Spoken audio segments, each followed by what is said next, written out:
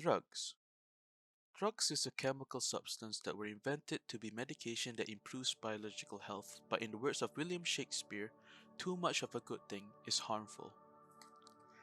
Hello everyone, my name is Ahmad Daniel, and today I will be showing you our research on philosophical perspectives on drug abuse here in Malaysia. We will be discussing our projects by going through our research methodology and explaining the various types of philosophies and our findings that can present a possible philosophical take on drug abuse. For research methodology, our group is going to use a research technique called content analysis. It's used to identify the existence of specific words, topics, or concepts in a given set of qualitative data, such as searching for drug-related terms in a research paper. We can quantify and examine the occurrence, significance, and connections of such specific words, themes, or concepts using content analysis. For instance, we can access the references used in the paper to look for partiality or bias. The next topic is physiological and sociological. The physiological theory emphasizes on individual behavior. To feel joyful and escape reality, people utilize illicit narcotics. According to the physiological theory, drug users have a personality curve that makes them more likely to take drugs. Poor self-esteem, a need for excitement, and low self-confidence are among these characteristics. Some researchers contend that those who find drugs appealing do so because something is amiss with the emotional or physiological. The sociological theory contends that peer pressure and social environments that have a role in drug usage. Young individuals often emulate the behavior of drug users who serve as role models such as parents or other important figures. According to the sociologists, peer pressure has a significant impact on drug usage. Furthermore, prescription medication that are available over the counter is also a sociological factor of drug abuse.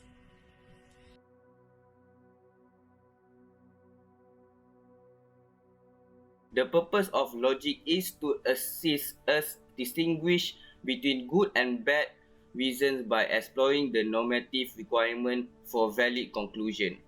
Logic may help us comprehend an argument consisting of a premise and conclusion. Argument is completely distinct from opinion in that it enables us to reach a conclusion using logical reasoning. If the premise is true and the conclusion is also true, then the argument is legitimate. People who abuse drugs may have been aware of the pros and cons of drug usage, including how it may harm their health and get them into problems.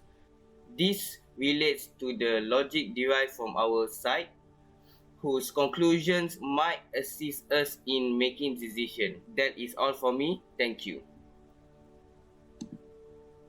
According to a Socrates quote, no one who either knows or believes that there is another possible course of action better than the one he is following will ever continue on his own present course.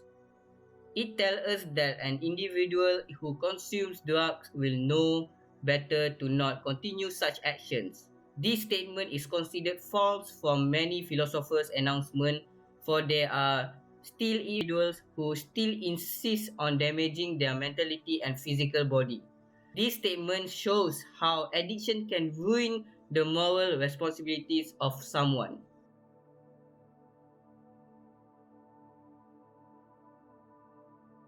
Rationalism, empiricism, and the theory of truth are the three main tenets of epistemology, which is also known as the philosophy of knowledge. The term epistemology refers to a large branch of philosophy that investigates the beginning, nature, and techniques of human knowledge as well as the boundaries of their knowledge. Logical reasoning is the foundation of rationalism, which also fundamentally alters human understanding. Descartes' theory that I think, therefore I am can be applied to demonstrate that a person is exactly what he or she believes themselves to be, when under influence of a drug. The use of drugs can be rationalized through a process known as rational drug use, in which drugs and prescriptions are given sensibly for the treatment of diseases. This also demonstrates that people who use pharmaceuticals are sensible people who are aware that well prescribed drugs may be of value to them in the treatment of ailments.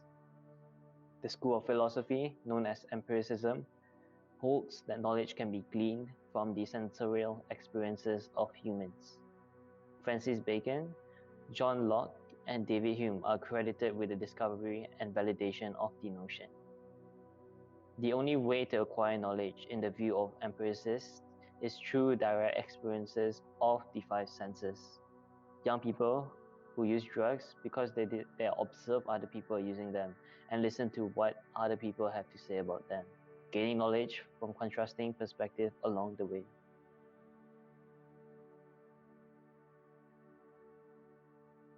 Completely distinguish between idealism and realism is imagining and perceiving things in an ideal or a flawless way is known being idealistic. Comparatively, realism focuses on something more practical and accurate perspective on a circumstance. It may be said that idealism focuses on what could be or what might be, whereas realism focuses on what is. As discussed in philosophy, idealism is a theory that the world is formed by our own thoughts, which seem to be an ideal and a satisfactory place to live in. On the contrary, realism focuses on the reality that cannot be changed by our thoughts or our awareness. Plato was mostly associated with idealism, and that's why idealism is also known as Platonism, as some of the reasons that people turn to illicit drugs. As Aristotle once said, man is a goal-seeking animal. His life only has meaning if he is reaching out and striving for his goal.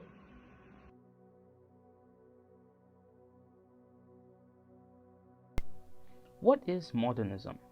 The meaning of modernism is a mix of philosophies and art. It all started within the Western society in the late 19th century. Modernism explicitly rejected the ideology of realism. At the same time, it also rejected the ideology of enlightened thinking. Both of these ideologies were about the past beliefs which modernism completely disagreed with. Modernism was about increased rationality and efficiency. Based on the philosophy, modernity meant increased rationality or calculated determination to increase the efficiency of a choice or action and a corresponding decline in tradition. This quote was by Max Weber. The moral understanding of drugs is that they are bad. However, using the philosophy of modernism, which is to live in the present and to forsake past teachings, it can be argued that drug use is the most logical thing to do in a situation a user is put in. Due to this, we can say that in our current world, the past teachings we have are being forgotten for more current and rational decision making, even if that means that morally the decision is wrong.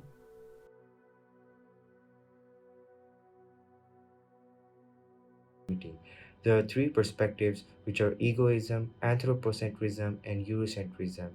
Egoism requires the implication of self interest, which means to satisfy your desire, basically meaning that subconsciously an individual possesses one ultimate aim, the welfare of themselves. In this sense, drugs are a way to indulge oneself to better one's mental health. It can be argued that intoxication of one's mental state cannot be considered as autonomous free choice as stated by Immanuel Kant, but the choice to use drugs is free from any influence. Eurocentrism is to view the non-European civilization in a negative view to show bias and favors towards the European civilization. Drug abuse is viewed as negative action, yet for the addicted, drug abuse is a source of stress relief for their mind. Studies done in the Journal of Alcohol and Drug Education by Male Patricia D. states that victims of marginalization shows that anomie, cultural disruption, social disintegration, poor self-image, and a sense of powerlessness and helplessness, all of which contribute to the high rate of substances abuse in this population.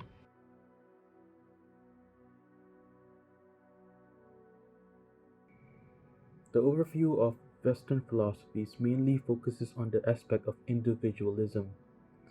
Based on the philosophical author on rationalism, René Descartes, the meaning of self represents something which belongs to the thinking substance as an intuitive beginning of rational cognition, emphasizing on its independence.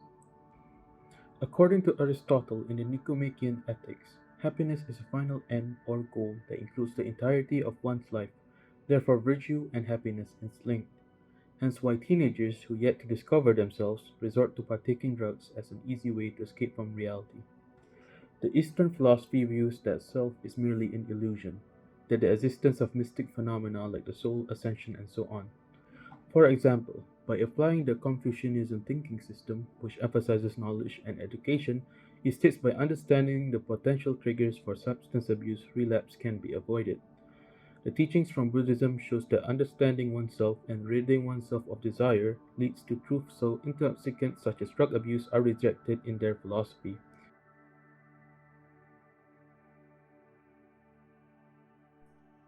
In the view of philosophy of Sejahtera, humans aspire for life where they are in peace and harmony with themselves, their environment, and their social circle. In this point of view, drug abuse is considered as a unique way of self-expression that clouds rational thoughts, especially to teenagers who have yet to discover their identity. Thank you. So overall, drug abuse causes individual to be emotional, which affects their mental and physical capacity, while the circumstances that surround drug abuse are due to the negative influence resulting to drugs is not acceptable by the views of philosophy. Various types of philosophy can bring light to this topic and should not be viewed as a minor topic in materialistic cases.